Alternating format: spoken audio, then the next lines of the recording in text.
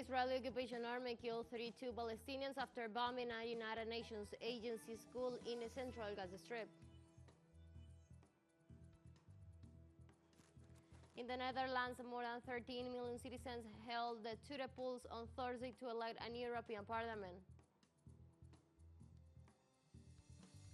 And in Cuba, the social communications law was presented after getting approved by the National Assembly on May of 2023.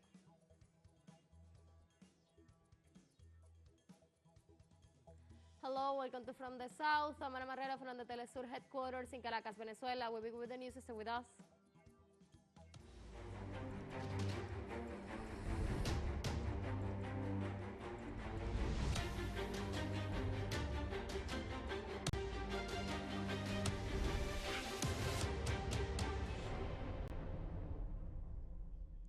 On Thursday, the Israeli occupation army killed 32 Palestinians after the bombing at a United Nations agency school in the Gaza Strip. In this sense, the Wafa news agency reported that hundreds of displaced Palestinians were sheltering in the Al-Sadi school in the Nusra refugee camp, which was targeted by the Israeli army. Meanwhile, local authorities reported that a large number of dead and wounded bodies arrived at the collapsed Al-Aqsa hospital. The Palestinian resistance movement Hamas condemned the attack as a horrible massacre and said that among the victims were men, women, and children. Since October, the onslaught of its genocidal war against Palestine, Israel has killed 36,586 people and wounded more than 83,000. On the other hand, images released on Thursday morning shows the devastation caused at the Nusrat Preparatory School for Boys affiliated to the UNRWA. Local sources report that an Israeli warplane attacked the upper floor of the school complex at night while people were asleep. UNRWA, the schools throughout Gaza have functioned as shelters since the beginning of the genocidal war perpetrated by Israel, which was displaced most of the territory's population of 2.3 million Palestinians. And according to the Israeli occupation army, the central Gaza Strip area should be a safe zone for civilians, but the missile attack on the area provided the opposite. Our correspondent from the Al-Nusrat refugee can bring us the following coverage of the topic. I am here at this moment in the Al-Nusrat refugee camp in the center of the Gaza Strip, and currently I'm in the school that was bombed by the Israeli occupation army by approximately 3 missiles, causing the death of more than 30 Gazans. We have to say that this school was bombed before a month ago, causing the death of 10 people, and no one expected that it was bombed again. But however, Israel has done it again and has injured to more than 100 Gazans and has killed more than 32. We can see to our backs all the destruction occasioned by this bombing.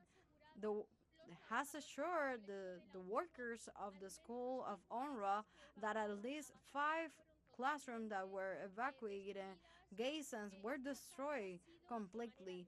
This attack has been a direct attack. It hasn't been a simple attack, but Israel had intentions to attack this school. We are speaking that this school belongs to the UNRWA, the United Nations Agency for the Refugee in Palestine, and supposedly must be a secure place. Most of all because it is located in the humanitarian area, which is the central area of the Gaza Strip. But as we can see, there is no safe place in the Gaza Strip, not even this school from the UNRWA that tries to help to evacuate the Gazans. And at this time, the Gazans don't know where to go. They don't know where to follow because they are afraid to stay in this place. And it got attack again. What they want at this time is to seek another safe place because they are fearing for his life. They are afraid that the strikes come back by the Israeli occupation army. The government of Spain joins the lawsuit filed by South Africa before the International Court of Justice against Israel for crime of genocide committed in the Gaza Strip.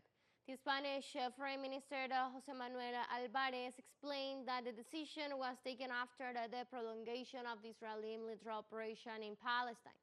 In that sense, Álvarez expressed his intention to guarantee the compliance with the precautionary measures established by the court to halt the genocide. The Spanish government joined Mexico, Colombia, Nicaragua, and Libya in expressing their support for the process initiated by South Africa at the hour.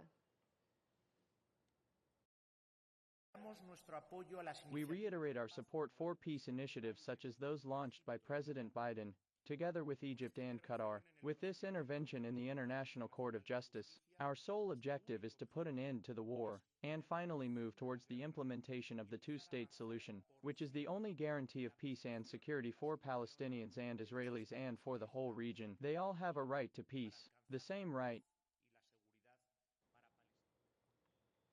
And the European Union holds parliamentary elections from 6 to 9 June 2024. More than 400 million European citizens in the 27th member countries of the Union will elect the 720 seats in the parliament. The citizens will have to elect the legislature, and once elected, the members have the responsibility to appoint the new president of the European Commission. In this context, residents are looking for European policy to address the situation regarding the Russia-Ukraine conflicts as well as the financing of the Israeli government.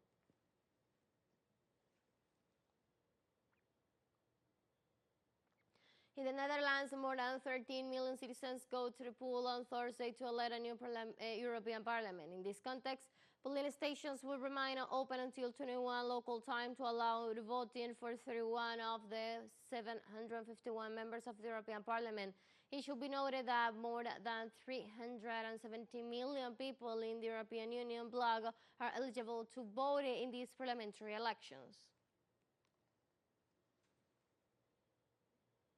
The Prime Minister of Slovakia, Robert Fico, accused the opposition and the government media of generating a scenario of hatred that led to his assassination attempt on May the 15th. In his first public statement after the assassination attempt that took place 3 weeks ago, Fico thanked the medical staff for saving his life while stressing that the attack came from foreign-backed politicians. He also recalled that he had been warning of probable political violence for several months and criticized the major Western democracies for the feeling hatred. The 15th of May in Hanlova, a Slovak opposition activist tried to kill me because of my political views. The great medical team of the Roosevelt Hospital in Banska Bystrica prevented the worst. The Slovakian Prime Minister also denounced the campaign against him orchestrated by media outlets that answer to billionaire Jorge Soros. For now, I will confine myself to saying that the attack has caused me serious damage to my health, repeated operations, and a lot of pain and suffering. It will be a minor miracle if I am able to return to work in a few weeks. I would like to ask the anti-government media, especially those owned by the financial structure of George Soros, not to go down this way and to respect not only the seriousness of the motives of the assassination attempt, but also the consequences of this attempt. On Wednesday night in the Czech Republic, a high-speed train collided head-on with a freight train, killing at least 4 people. The crash took place in the city of Pardubice, which is located some 100 kilometers east of Prague. The passenger train owned by the private company, the RegioJet, was traveling overnight from the Czech capital to the city of Chop in the western Ukraine. The Interior Minister David Rakusan regarded the accident as a tragedy for the country and confirmed that 23 people were injured out of the 380 traveling aboard. Let's take a very first break, but remember you can now join us on our TikTok account as teleSUR English, where you'll be able to see news in different formats, news updates, and more. Stay tuned for more news.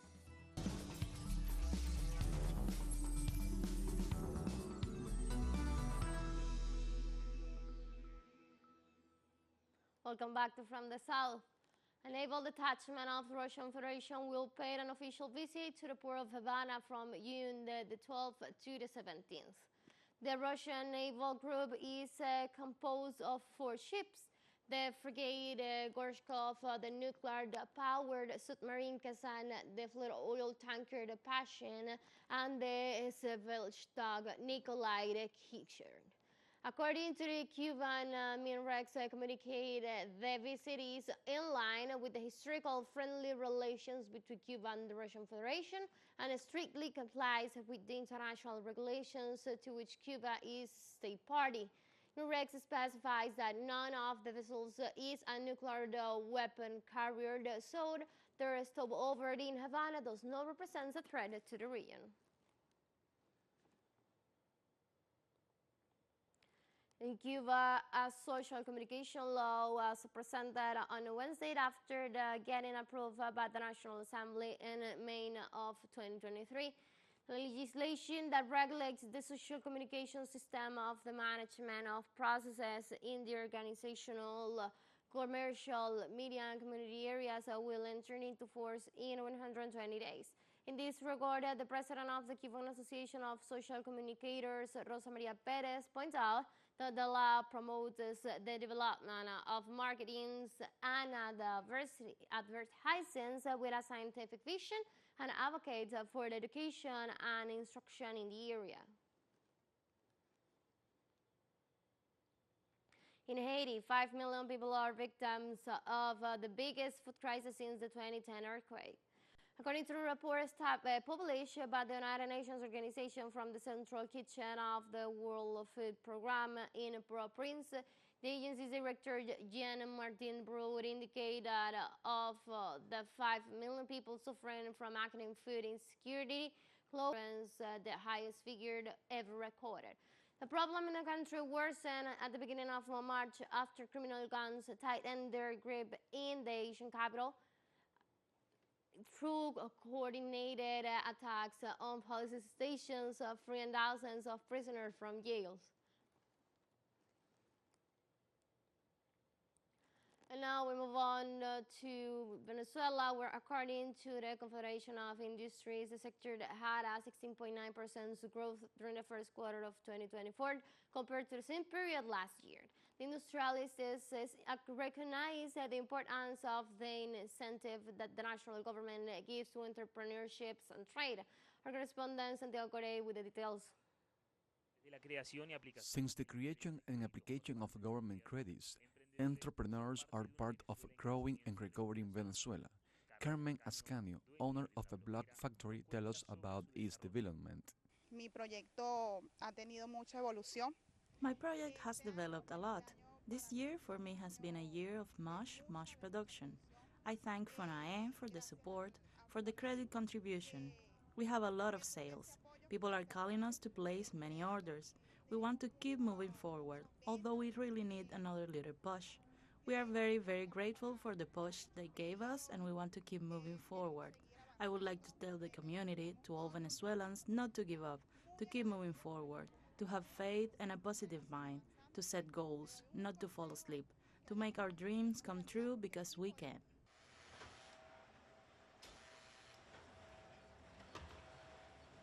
Cement, aliven, sand and gravel are part of the elements to produce blocks of all sizes, which from the sector of La Mata de Charallave in the state of Miranda go to the hardware stores in Caracas, Ocumare del Tuy and other destinations. We are in charge of distributing a block that has been produced with good quality. The mixed designs are already in its 3 models, either 50-50, heavy or only aliven, and with a good finish, which is what the end customer is looking for. In general, sales have grown this last month. There have been a lot of material rotation. It is a shame. People buy from us and we, the suppliers, make the request. But yes, there has been a growth. We can see that there has been a growth in our profits and our sales. From production to distribution, and from there, the wheel keeps turning towards the social territories where the blocks become the necessary foundations for the construction of communal areas. Se adquirieron 1.500 bloques de calidad para nuestro proyecto. 1,500 quality blocks were purchased for our project. This is going to be our mission base thanks to our president. It is going to include a home for senior citizens, a doctor's office, a preschool also for our territory. It will also include services for our pregnant women. They will be assisted here in our mission base, and all the missions are also going to be programmed from here. Also a community kitchen, everything built with real quality materials because we deserve it. Se pidió bloque de calidad y trajeron bloque de calidad. They asked for quality blocks, and they brought quality blocks. They didn't bring rubbish. I am a bricklayer, and sometimes you find that they're selling 5 blocks for $1, and those won't work. These are quality blocks. Everybody agrees that to boost the country's economic growth, it is necessary to improve the competitiveness of industry, generate jobs, and recover the purchasing power of the people who live in hope. Desde la Cámara de Marcos da Silva, Santiago Corey, Caracas, telesur. Let's take our last break, but before we invite you to join us on our WhatsApp community for our English-speaking audience. You can scan the QR code on the screen to join that red link, share the link to reach more people. Constant news coverage of Latin America and the Caribbean, as well as the rest of the world. Stay connected and informed with telesur. When final short break, don't go away.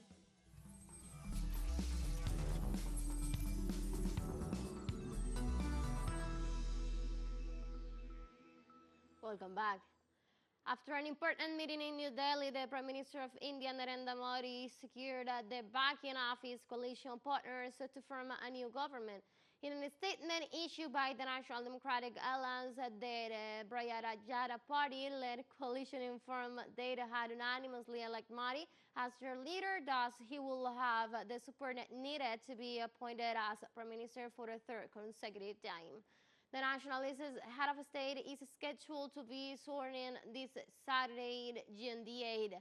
The Prime Minister's party won 240 seats after being the most voted force in India's general elections, and the National Democratic Alliance won with a majority of more than 290 seats in the 543 members parliament. In Sudan, more than 9 million people have been internally displaced due to the ongoing armed conflict. Data was reported in the statement issued by the United Nations International Organization for Migration, which also warns that the number could exceed 10 million in just a few days. The organization affirmed that after more than a year of internal conflict, the clashes between the army and irregular groups are causing the largest forced displacement ever known in the country. On Wednesday, the Russian Foreign Minister Sergei Lavrov continued his agenda in Burkina Faso as part of his African tour. The Russian Foreign Minister met with the acting president of Burkina Faso, Ibrahim Traoré, expressed Russian President Vladimir Putin's best wishes to him and reaffirmed Moscow's openness to dialogue with the African country at the highest level. Lavrov previously visited the Republic of Guinea and the Republic of Congo, where he held talks with leaders of those countries of economic and military technical cooperation.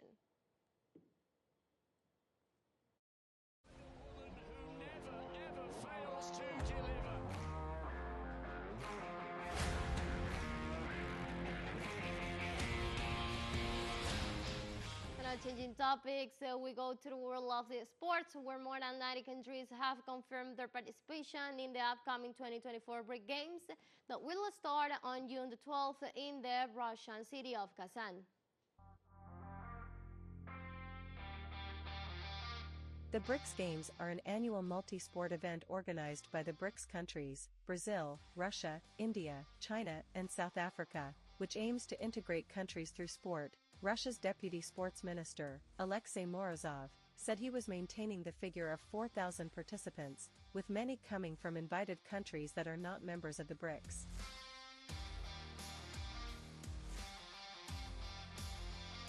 In this sense, he added that Russia would bring around 1,000 athletes to the event that will feature around 27 sports and 97 countries in the sporting competition to begin in the city of Kazan starting on June 12 and ending on June 23. And all is set for the National Basketball Association's finals to begin on Thursday between the Boston Celtics and the Dallas Mavericks. Let's take a look at their road to the finals and some of their history in the pursuit of the championship. After sweeping the Indiana Pacers, the Bolton Celtics secured their 23rd final appearance, having won 17 championships in franchise history, the last coming in 2008. This way, in 2024, the Celtics completed a back-to-back finals trip after losing to the Denver Nuggets in 2023. On the other hand, the Dallas Mavericks advanced to the NBA Finals after defeating the Minnesota Timberwolves in 5 games. It is worth noting that the Dallas team has only been to the NBA Finals twice, winning once in 2011 and then losing to the Miami Heat in 2006. In this manner, the Boston Celtics and Dallas Mavericks will meet for the first time in NBA Finals history, starting on June 6th. And with that story, we have come to the end of this news brief, but you can find this and many other stories on our website at telesurenglish.net. You can also use us on our socials. We're on Facebook, on X, and on Instagram as well. For Telesur English and from the South, I'm Ana Marrero. Thank you for watching.